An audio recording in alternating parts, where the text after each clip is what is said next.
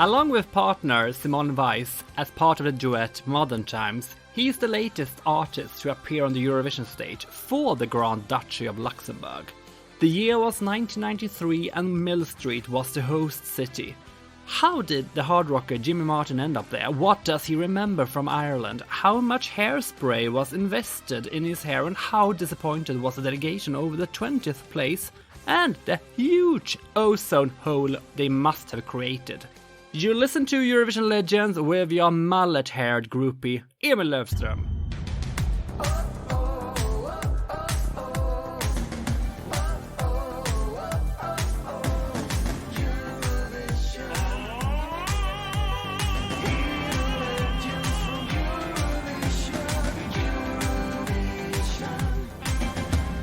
Welcome to Eurovision Legends, Jimmy Martin! Good morning, Emil. Thank you, and hello to Sweden. Actually, hello to the whole world. This is aired over the world. Wow, that sounds cool to me. Lovely to have you here. How are you today? Yeah, I'm pretty good, I just got back from southern Spain and back to cold Luxembourg, where I spent part of the year, and I had to come back because my wife, she's a choreographer, and she has to do a little bit of work, these days. Not much, but a little bit because of that COVID thing, Are you working anything right now? I'm promoting my new record, the singles. That's what I'm doing right now, yeah. I'm doing a couple of interviews with some German rock magazines and some French rock magazines, which is pretty cool to do at the moment because there's nothing else to do, I mean, we got radically stopped, the whole music scene got radically stopped, so all we do is like interviews. We're going to talk more about your new album, The Singles, but in 93 you became the last participant for the Grand Duchy of Luxembourg, and before we start digging into what happened in Mill Street and how you ended up there, I thought we could start with some quick questions. Are you ready? Sure. Best song from Luxembourg in Eurovision? Jesus, I would say it was our song. Worst song from Luxembourg in Eurovision? I would say it was, what was the band called? Something with Café, Monsieur, something like that. Yeah, Port Café in 1989. Yeah. I totally agree with you there. Horrible. Cool.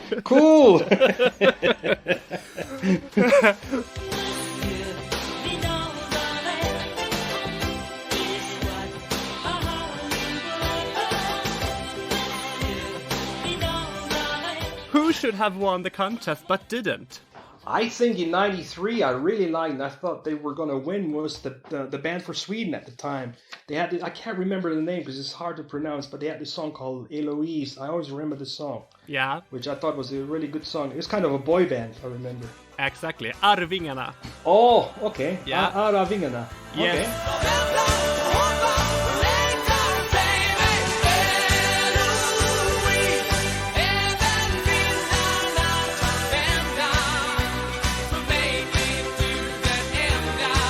And actually, they are competing in the Swedish pre-selection this year. Wow. They're like a veteran. Who should not have won, but did? Wow. Yeah. I mean, it's a long story, I guess, the Eurovision. Not like really a fan of that song, Ein bisschen Frieden. Nicole. Yeah. That was her name. She won for Germany. I thought it was just too. It was really corny, But I mean, she won. It's, it was a decision, and that's it. Got to stick to it. Yes. But now we're talking about your taste. Definitely, yeah. Yeah. Favorite song from 93 besides your own composition? I liked the French guy who later became a musical star, Patrick Hippert. Yeah. The Corsica song, Mama Corsica, things like that. Mama Corsica, un mondo da oggi stasera che per te. Mama Corsica, comme si le monde chantait en Corse pour te saluer. Worst song from 93? Wow, worst song.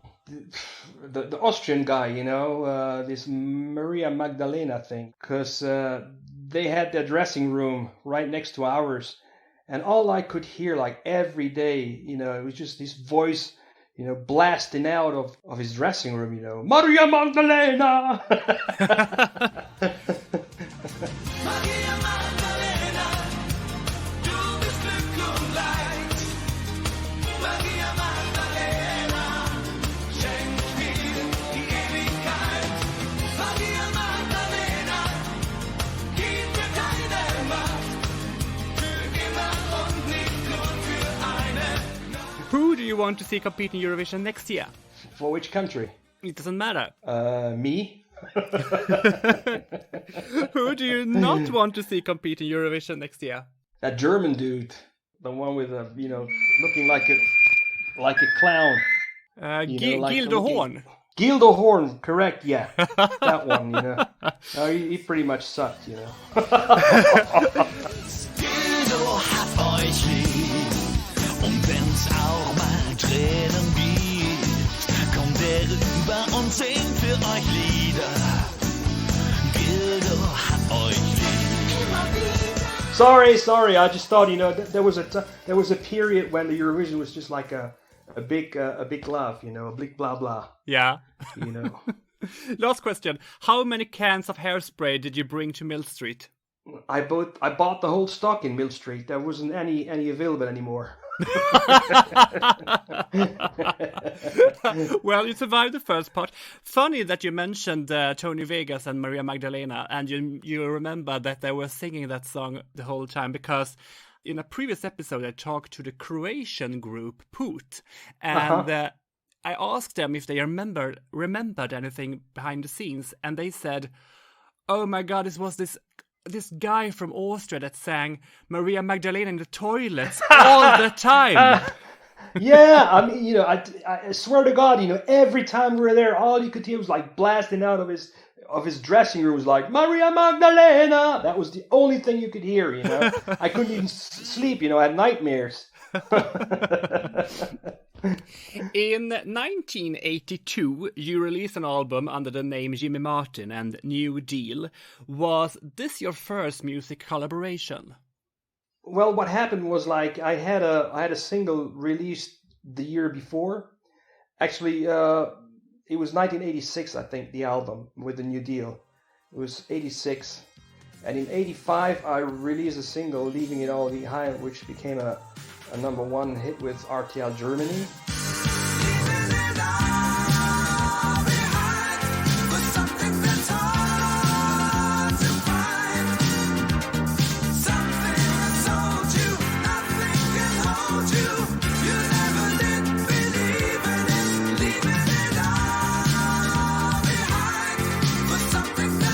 And then later on, my friends, they had a band called New Deal.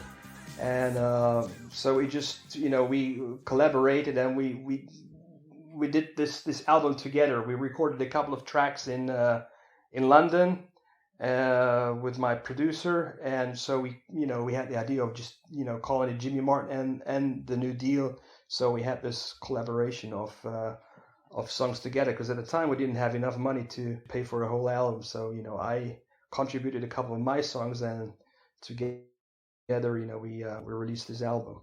But when I looked at the sleeve cover, I saw it was the year 1982 was written.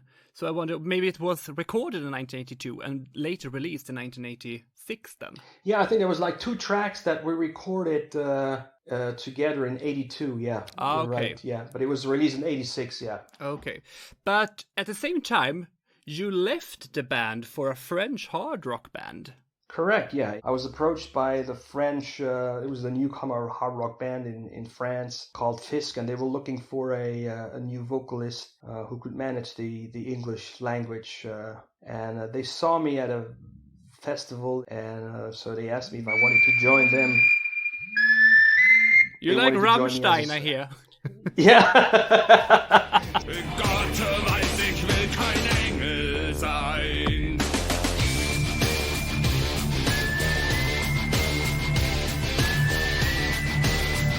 So they approached me, and they asked me if I wanted to become their new singer, and I didn't have anything to do at the time because I just finished the album, my project, and I liked the band. I liked the humor the band had, and so I joined the band and became the main songwriter. And I did release 2 albums with them, and we did a couple of American tours. But we quit in 1990 because the hard rock scene just dramatically changed, and then the grunge approached, and it was hard sticking around, with a hard rock band.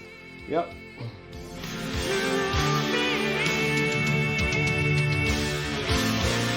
Always been waiting for you. Always been dreaming of you. Always been waiting for you. Always been waiting for you. Always been dreaming of you. I'm a ballad guy, One of the songs I really enjoyed was Waiting for You, which was a big ballad, which came out at the same time Europe released their single Carrie.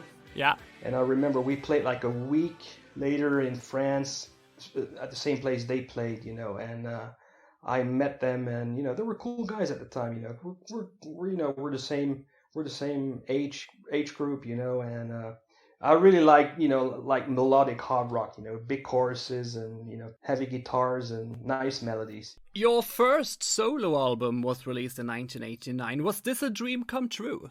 It was, yeah. It was a little bit of material that I had written, and which wouldn't fit onto any Fisk albums because it was a little bit, more mellow. It was more into that American AOR rock, like the Bryan Adams, Rick Springfield, more that type of stuff. So then the record company, which I was signed to with Fisk, they asked me if I wanted to, release it as a solo album, which I then did, using like new techniques like the samplers and, programmed drums and stuff like that. That was like kind of modern at the time.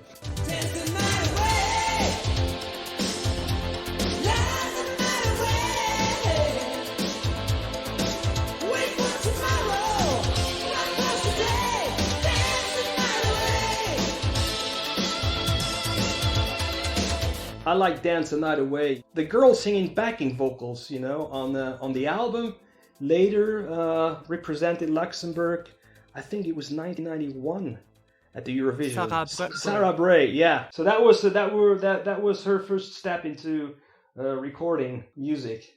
And it was Patrick Hippert that wrote Sarah Bray's song in 1991, and together with him you wrote the song Donnez-moi une chance that became the last entry for Luxembourg in Eurovision to date. Yeah. And I wonder, was it his idea to write for Eurovision again, or how come you did that? Well, I knew Patrick from years ago, from the 80s, because he was a keyboard player in one of my early bands around 1983. Yeah, we were kind of discussing it, during the Eurovision, and I said, well, I'm a rock guy, I can't like really do the Eurovision thing, because it would, it's a different thing, but I wanted to write the song, because I'm a songwriter, and I like writing songs, all kind of materials, and so we wrote this song, and we were looking for a girl to sing the song, so we came up with Simone.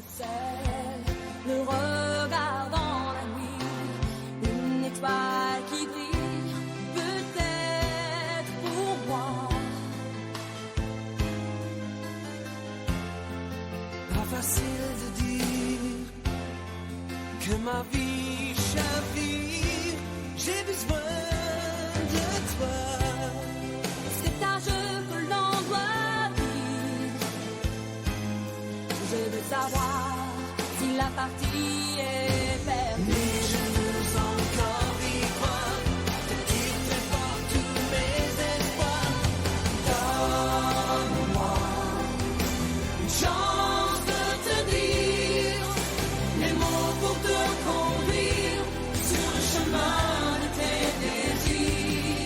We approached RTL for the Eurovision, and they liked the song. They said, yeah, but Simone, she's an unknown singer, and We don't really want to send somebody to Eurovision who doesn't like, or isn't experienced enough. Isn't experienced and has never been like on a bigger stage before. So we said, well, I came up with the idea, and I said, well, why don't we do like a duet thing, and we call it Modern Times, and we sing it as a duet. And then RTL really liked the idea, and they said, yeah, let's do it, and that's the way it came together. Why did you call the duo Modern Times? I called it Modern Times because I came across, the German band Modern Talking, and I wanted to get something like modern, something like with modern. And so Modern Times, because in the beginning of the 90s, a lot changed. The first Mac computers came out, and, the first cell phones came out, and so we called it Modern Times. In 1993, Luxembourg didn't have any pre-selection, so I wonder, how did they choose the song? Do you know that? No, we just, we presented the song to RTL, and they just said, yeah, we'll do it. We'll do the song, because they had heard the demo. I had recorded a demo with Patrick and sent it to RTL, and I said, what do you think? And they said, yeah, we really like the song, and they wanted to do it, and that was the way it just happened. Do you still have that demo? It's got to be somewhere on the tape. Yeah, I got zillions of tapes, but I don't know if there's anything left on them. I wouldn't even be able to play them because I don't have a tape recorder anymore. Did you write more songs for this project yourself? I mean, did you submit any more songs, or was it only Donne-moi une chance? It was only that one, yeah. It was a one-off project, We had a couple of shows, and then we just quit. Can you take us back to Mill Street? What was the atmosphere like? Oh, the atmosphere was pretty bad, because I was married to my first wife at the time, and she was a jealous one. So, the whole week I was there, because we had this cute bass player in the band, she's... with the red tight velvet dress. Yeah. Yeah, and the second day she was like, she had first symptoms of fever and of having a cold. And I was like really worried, that she wouldn't be able to perform or, do backing vocals. So, I asked like a few times, how's Ruth doing and everything. And then my wife, she got like really jealous of her, And then I remember that one time we were in the listening room, and I sat next to Ruth, and she would just make a scene there with the delegation. I wasn't around Ruth, because it was hell, personally. But apart that, the atmosphere was pretty good, I guess, Anyway, I divorced later on, so it doesn't really matter. And we must say here that Ruth attracted many thirsty eyes this week. Yeah. Oh, that was pretty funny, because at the time there was the orchestra, which like was seated like lower than the stage, and so I remember like the conductor.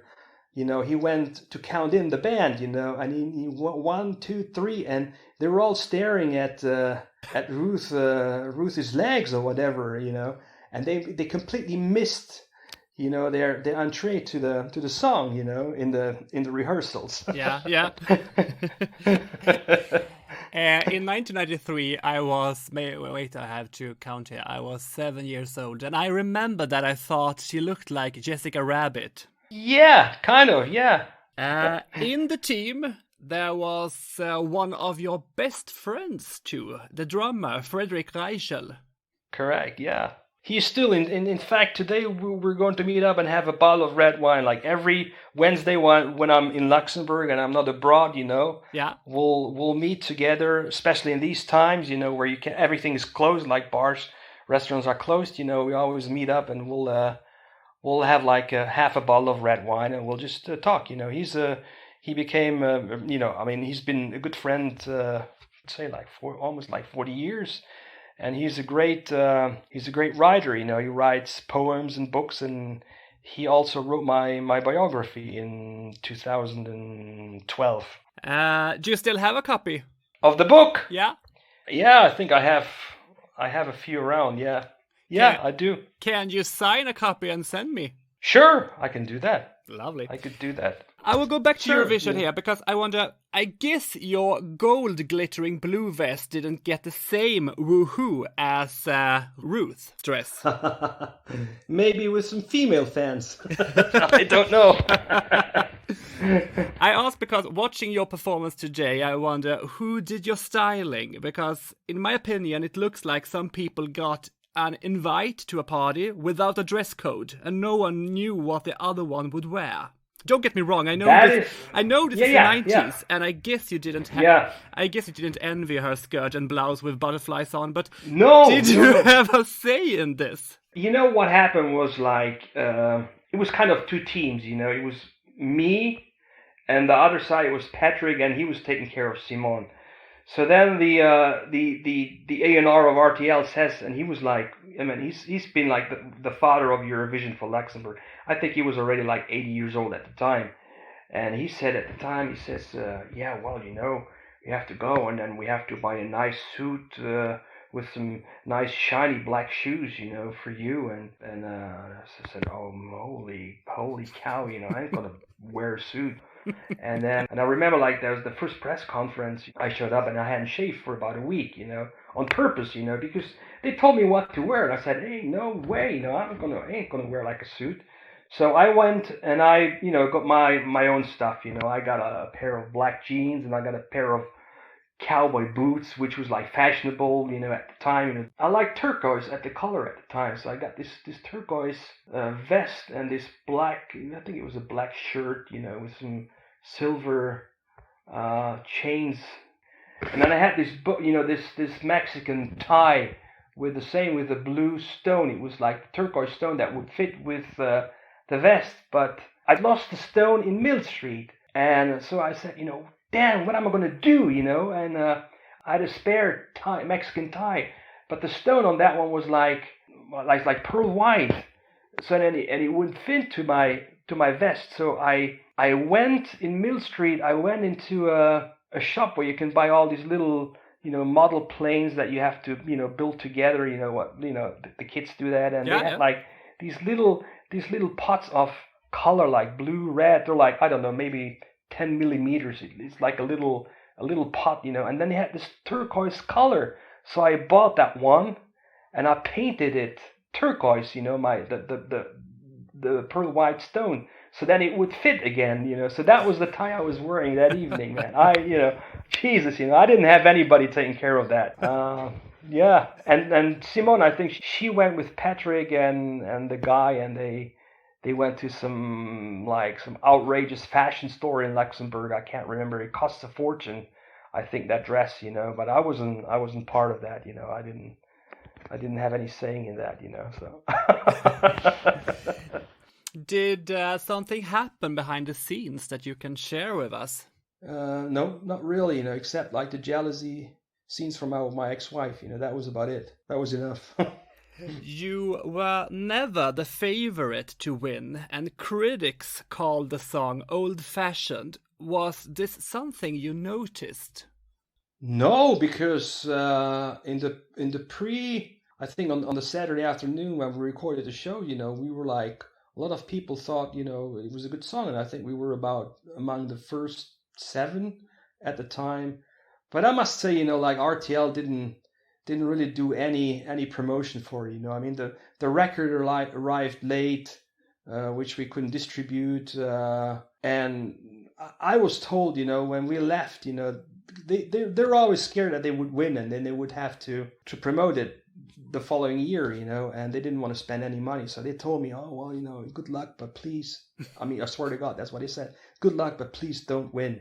You know, that's what we were told, you know. So they didn't do anything, any promotions.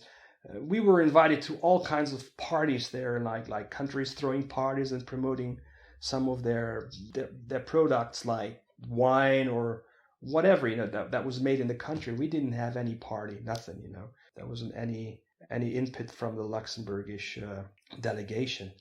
I didn't think the song was old-fashioned. It was like, you know, it's an introduction, it's a verse, it's a nice chorus, you know, it's a little guitar solo, you know. I didn't think it was old-fashioned. You finished in 20th place with 11 points, which 10 points were from Malta. Do you have any opinions about the outcome? We were kind of surprised that we didn't get more points, I must really say. Because, I mean, before it was like people liked the song and they said it sounded good. And, with the 2 languages, which we had to do, people thought it was quite original. Yeah. So... well, we only got the 11 points, you have to deal with it. But I always think, like the Eurovision, the most interesting places are always like the winner and the one in the last, position. Because everybody asks who won. Maybe somebody says who was second and who was last, So these places are always the most interesting ones, If you're like 7th or 15th or 18th or 20th, it's like nobody gives anything about that. Yeah, and last ended Belgium with Barbara Dex. And funny is that she had made her dress herself, and it was pretty awful. And nowadays, a winner of a prize called Barbara Dex Awards win a prize for the worst dress. So she won the prize for the worst dress at the time, then, I guess. Yes. And gave the awards a name. oh wow.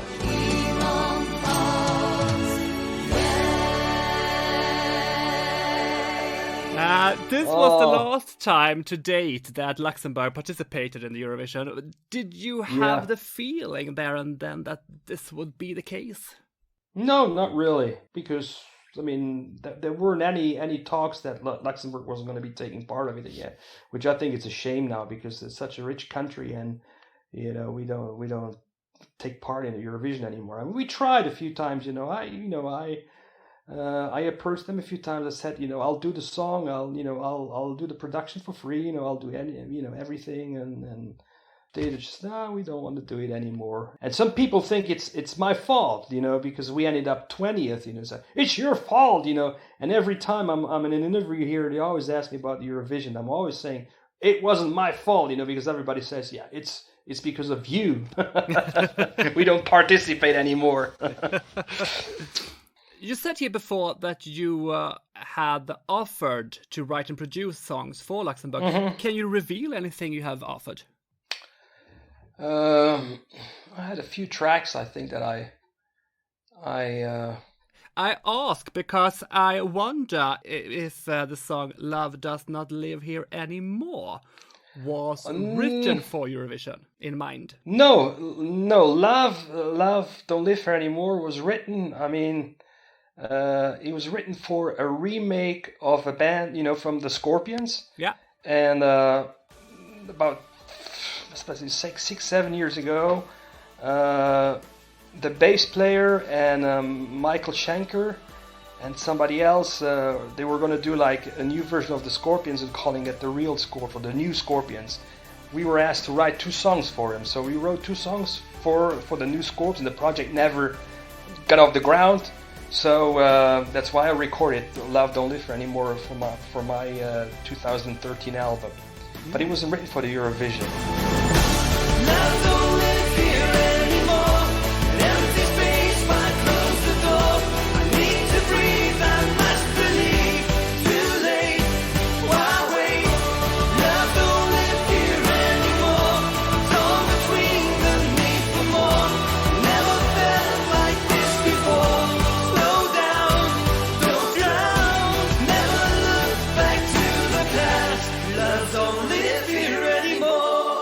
I think it would be perfect for Eurovision. It would have been, yeah. It would have been a great track, But, my studio, I'm part of the Velica Music Production Forum in Germany.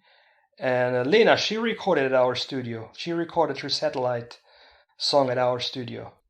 What happened directly after Eurovision? I mean, did you and Simone Weiss do any more jobs together? No, I might have seen her like twice in, how long has it been, like 27 years? 28 years. 28 years. About 8 months ago, I was at a shopping mall and I went into H&M and somebody says, "Hi, Jimmy." And I'm looking at this girl, gray hair and wearing glasses.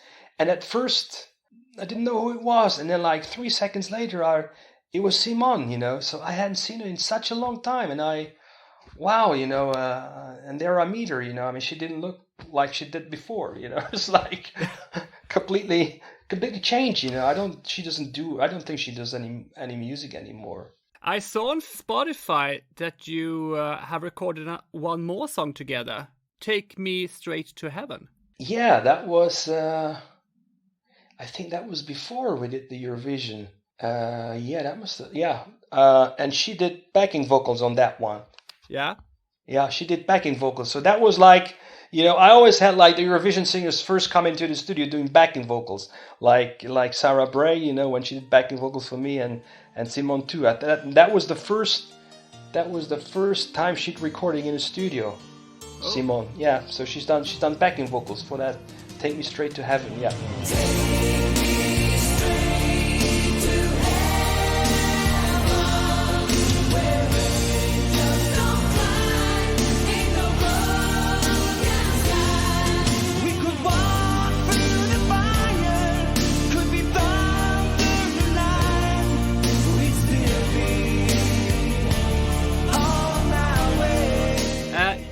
Continued to record music, and the following year you released an album, but you choose not to include the song from Eurovision. Why? Because of rights, I don't own the rights of the music. I mean the production was paid by a Belgian record company. So I mean I could re-record the song because I've written the song, but I cannot use the master tapes because they belong to this other record company. So I would have to get like the license agreement and all that kind of stuff. So that's why I didn't do it. Plus then, I lose, 50% of the royalties for the songwriting belong to for the Radio Music International, which is the publishing company by RTL, So, if it plays on the radio, 50% are going to go straight to Radio Music International. So it's not worth it. Okay. Since we saw you on the Eurovision stage, you have released several albums, worked with the international stars such as Robin Beck, and released a biography, as you said before, about your life. And let's listen to the beautiful duet with Miss Robin Beck. Turn out the lights. I'm tired and lonely. Another sleepless night. These are days filled with sorrow, no healing, so it seems. Will you be there tomorrow? Follow my dreams. I wish you were here tonight. The time is standing still without you here by my side. I miss the tenderness, 'cause you are here, you are so far away from me. I wish you were here tonight by my side. How come you sang a song together? We thought it would be a great track. I wish you here tonight would be a great track to do as a duet. And she signed to the same record company, or she was signed to the same record company as I was in 2013. So the A&R head guy says, "Hey, why don't I get you together with Robin Beck? And you guys, do this as a duet." Because she's probably one of the greatest female singers of all times. I mean, so we recorded. I recorded my track in Berlin, and she recorded her vocals in Florida. And the first time we met was when the song was already mixed and out there. We got together in Miami. Yeah, one hell of a singer. I mean, one hell of a singer. What's your next dream you want to realize? My next dream. Well, do like a lot of traveling, and after COVID is over, and I'd like to get back to America, see my family and friends and everybody, because I can't get over there at the moment. They don't let people from the Schengen zones in. So that's my dream, for the future. My musical dream, I don't know, we write a lot at the moment. We write for other artists, and I'll probably do do another album at some point. Thank you so much for this nice chat, Jimmy. Yeah, you're very welcome, Emil. Very welcome. It was my pleasure. And thanks to you all listeners out there in the world. I hope you enjoyed this chat with me and Jimmy Martin. If you did, subscribe, like, and write a review and tell your friends about Eurovision Legends. You find Eurovision Legends on Facebook and Instagram, and all information's on my website, eurovisionlegends.se. What do you say, Jimmy? Shall we end this episode with the English version of your Eurovision song? Yeah, please do so. Do you remember the title? Heaven only knows. I'm looking through your deep blue eyes to see the other side.